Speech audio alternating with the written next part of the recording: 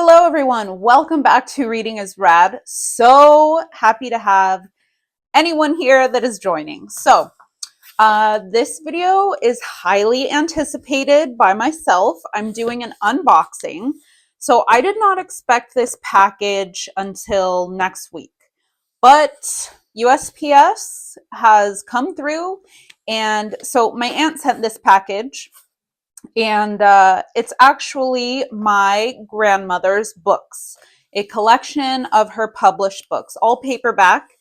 And I don't have any of them, and this is like so magical to me, and I'm just really excited to be sharing this moment with you guys. I'm going to be reading all of these books. I believe there's 4 in here. Just a little backstory. My grandmother, she was British, born in Heliopolis, Egypt, and she was a writer, an author, and she wrote predominantly horror and thriller. And I am just so excited. So let's get right into it. Let's open this package. So for anyone that doesn't know, I am kind of starting a reading channel. Currently, I am reading Dune, and it was quite a beast when I first started, but slowly but surely it has just blossomed into something I am absolutely loving. Anyway, so yeah, let's get this thing opened. My hopes are to start a book club. So I've actually posted in my community, just like kind of a poll. I'm trying to be really careful here on what book we should read next. So if you want to join the community, the Reading is Rad book club, that would be really rad. And I'd love to have you. And trying to be really careful here. Yeah, let's get started on reading something together. So my goal is like, I'm going to read 50 pages and then come back and do a video on it, and then we can kind of have a discussion on that. Okay. Also, the other day we had a porch pirate who stole an Amazon package that got delivered to my house. It was baby items. I have 2 young kids, which is just so ridiculous. Yeah, this woman, my husband actually like halfway caught her running off with the package and yelled at her, and he was in his robe and slippers, so not much he could do there. Anyway, I thought it was my grandmother's books, but my aunt assured me that USPS isn't that fast, but they were pretty fast. We expected them next week, and here they are. Alrighty. Now, let me just say I hope my microphone is working okay.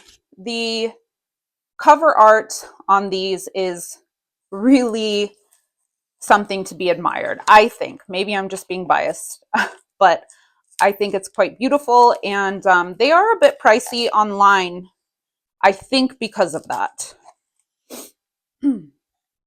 So the first one is Totem. Here. I didn't want to get emotional, so I'm going to try really hard not to. So, yeah, for those of you that don't know, my grandmother actually raised me, and the reason I have not read these books is I was kind of like racking my brain on why. Like how, I'm well into my 40s. What took me so long? Because these were written in the early 90s, late 80s. I'll look it up. But I just remember opening a few pages, and my grandma was always like, no, no, no, no, no, that's inappropriate. Do not read those. Um, it's not writing for young kids, you know? And I just kind of put it out of my mind. And yeah, anyway, here we go. So this one is called Totem, and it is a novel of supreme terror. And look at this cover art, you guys. Oh, just look at that.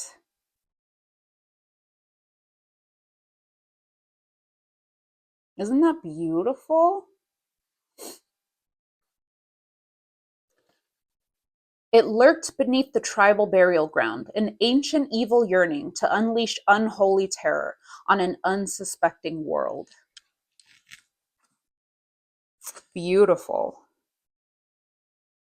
And then she actually went by my brother's name. Her name is Maureen, but I believe her publisher at the time did suggest she use a male name. Um, different times, you know, different times. The Spirit Walker. He stretched out an unsteady hand towards the bedside lamp, but he must have slept restlessly, because now the coverlet hampered him, wrapping around and around him like a corpse's shroud. He wrenched at the thin woven material, cursing wildly as it seemed to get tighter and tighter, cutting under his arms the more he struggled to be free. The scratching sound had stopped, probably just a mouse, but the beginning of a laugh turned into a rasp of terror as he felt something slither up his outstretched arm. This is my grandmother's house. This smell. Oh. So yeah, that's the first one. And then we have another beauty. This one is called Obelisk, a novel of blinding terror. The other one was a novel of supreme terror.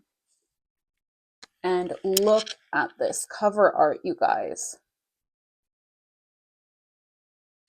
Oh, so beautiful.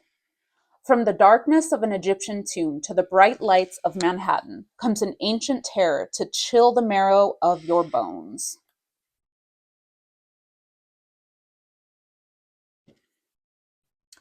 Trapped in the hot, fetid darkness of an ancient Egyptian tomb, Steve Harrison was suddenly assaulted by bizarre and horrific images of a past he had never known.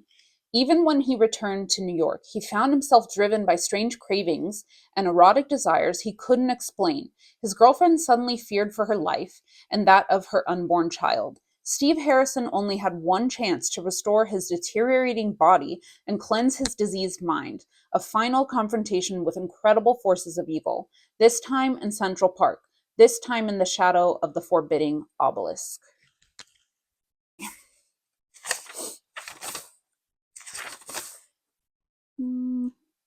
Published by Dorchester Publishing Company, New York, New York, 1988. Copyright. And then, so Totem, I think, was a little bit after. Yep, 1989. Cool. All right, so we've got these two. And the next one is called Evil Eye, a glimpse into the fires of hell.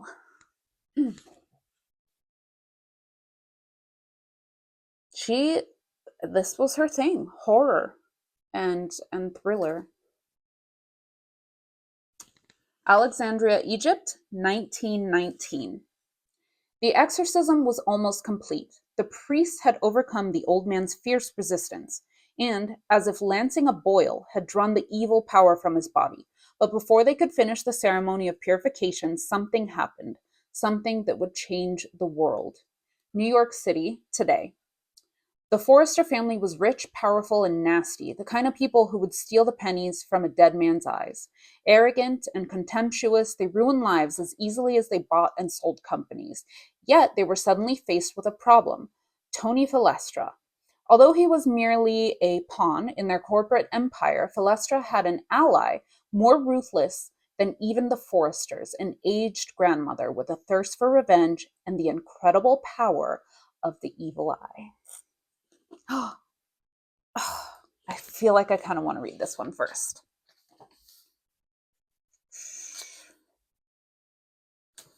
Let's see. So, yeah, other books by Aaron M. Ely, Obelisk Totem. So this one must have been after that. Oh, this one was in November 1989.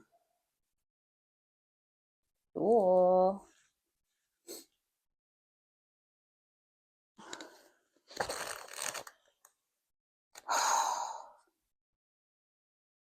This is so crazy. I'm sure many of you know, but the olfactory lobe is linked very closely to memory, and I think it's our sense that is most closely linked to memory. And this smell it's like overwhelming. Oh, okay. The last book here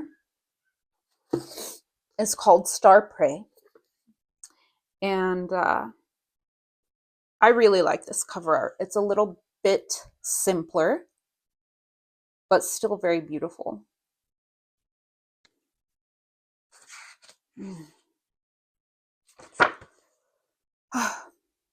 Was he playing the part? Sometimes actor Adrian Finesse felt like murdering every jerk in Tinseltown. Once he'd been on his way up, now he was considered over the hill, getting nothing but bit parts in B-movies. His agent was even forcing him to play an authentic psychic channeler at some starlet's Hollywood party. Or was the part playing him? But a strange thing happened when Adrian began calling up the spirits of the dead. He didn't have to act. Something or someone was taking over his mind, just like those consuming nightmares that transported him to another place in time. Flickering gaslight, carriage horses, shabby London streets, the woman, the knife, the blood, spurting into his eyes and running into the cobblestones. Then the killings began. Young actresses cut into pieces, their bodies found in rundown neighborhoods. It was as if Jack the Ripper himself, that's what I was going to say, was alive again, stalking his victims among a collection of the most vulnerable and beautiful young women, the kind of prey that no town on earth but this one could offer him.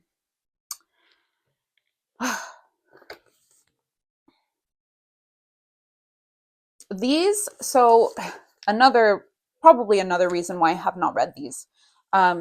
These are not necessarily my style of books that I am into. It's like uh it's like I just books are so amazing because it's like I just have a piece of my grandmother, just another piece that will last. Excuse me, I just kicked my desk, but the camera is on. Just a piece of something that will last forever. I mean, it's just amazing. So yeah, here's all 4 books to add to my book collection. Oh my gosh. You guys, look at this color of the pages just from the aging over the years. So beautiful. So, so beautiful. And I love that they're paperback. Anyway, so yeah, guys, I'm really excited to share this video with you. That was the unboxing of my grandmother's books. I actually thought I was going to make this video next week, but ended up getting them much sooner than had expected. So that was fun. Anyway, speaking of Dune, I am quite a few pages in now, and Dune is just so pleasantly surprising around every corner. It's just so well written, and I really love it. Funny thing, the other day my husband was telling me that he was talking to a friend and explaining that he was reading Dune when he was reading it. He's finished now, but and somebody like rolled their eyes and was like, ugh, I heard it was just tremors, basically. And I was just like, people say the dumbest shit, honestly. Like, I love Tremors, the movie, but just like people hear things and then just repeat things without even really like thinking about what they're saying, you know? I'm losing light here, so I'm going to hurry up with this video, but I am on page 136. And basically, we're just getting to the point where they are about to gather their forces and go to war with the Harkonnens. And Paul, I feel, is definitely getting to a point where he's realizing his father is becoming weak. He's questioning his father's actions, maybe like stating that they're not the best way to go about this. Um, he's only 15, so I feel like his dad's not really taking him too seriously on what to do as far as battle, but I I feel like Paul is going to be a big thing in this. Obviously, he is a main character, but I feel like, and this is just me foreshadowing. I know nothing. I have not talked to anybody that has read this. I have not watched the movies. I have not read anything. So, and my husband has not told me anything about it. So, as far as my foreshadowing goes, obviously, I think Paul is going to take over his father's role. I think that the Duke Leto, I think he's getting ill, he's getting weaker, and I remember also a snippet saying that Jessica was grossly underestimated. So I'm just really excited to see what happens with the mother. I um, posted a comment in my community just asking like, hey, what books should we read next? I'm leaving that completely open to anyone that would like to put input. Um, honestly, like I guess by February 1st, I think that we should come to a decision and then we'll start the book club with the first book, um, whatever it is. So, yeah. Um, I don't know if I'll be done with Dune by then, just because, like I said, it's hard to find time sometimes with being a mom of two littles. But yeah, by the first, if we have our book chosen. And like I said, I am completely open to anything that you guys want to read, any recommendations. So, yeah, let's get this book club going, guys. Thank you so much for joining, and I hope to see you in my next video. Bye.